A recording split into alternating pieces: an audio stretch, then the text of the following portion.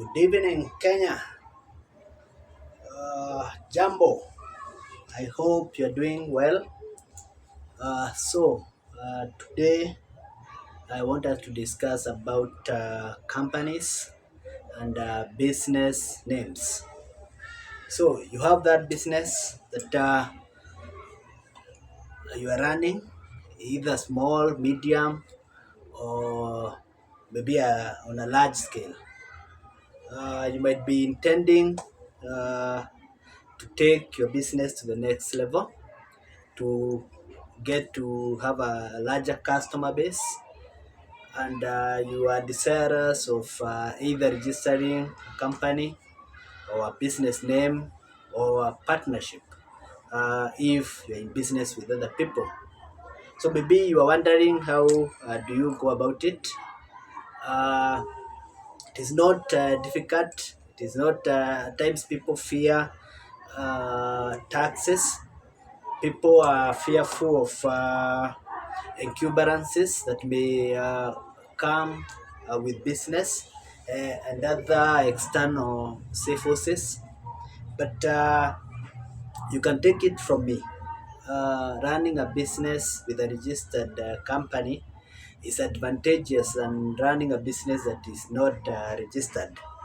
So basically, companies are governed by the Companies Act of 2015, and upon registration of a company, you need to, depending with the business, of course, you need to be compliant, either tax compliance.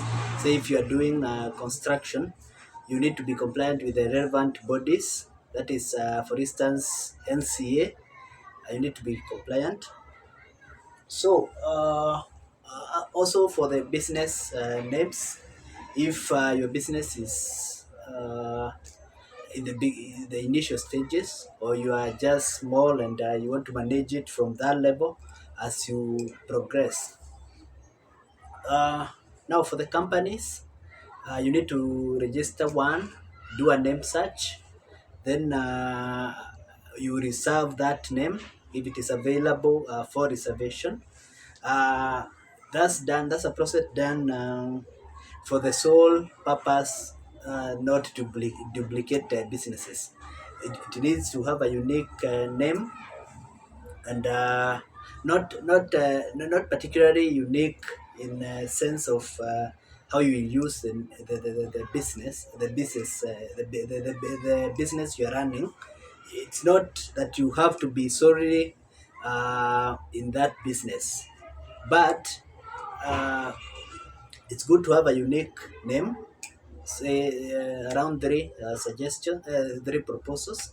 Then you can settle on one that is available. Then you proceed with the registration, and also you can get a KRA pin for the same, and also ensure that you're tax compliant.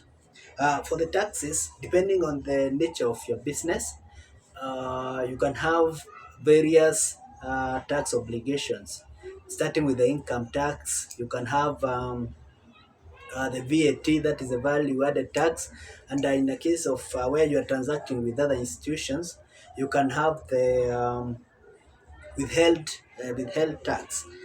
This basically comes, it is realized in terms of filing of your tax returns. That having been said, the other compliances depending with the regulatory bodies and the nature of business. As for the business name, that's in most instances sole proprietorship, but you can have more than one proprietor in some instances where maybe you want someone to venture into business with who can maybe finance. You're looking for a financier, but you'll be the one in business, so there'll be no problem. But once you have more than one proprietor, now it's a partnership. Now, in partnership, you can have that that partnership in sole proprietorship, rather not sole proprietorship in the business name, and you can have a limited liability partnership. This where the liability of the partners is limited to that of the proprietor, the partners. Their liabilities to the extent there is a veil between the partnership and the partners. I had forgotten something about the companies. It's a limited legal entity, so it has separate and it is a separate entity from the directors. So if you are a director, debts accrued by the company or encumbrances will not be revisited on the director, since it is a legally existing person. So to speak, a company is a legal person, so it exists on its own. It carries out its business, and yeah. So if you have any questions, you want to seek clarifications, companies, uh, partnerships, and business names, you can feel free to ask. Thank you, and have a good evening.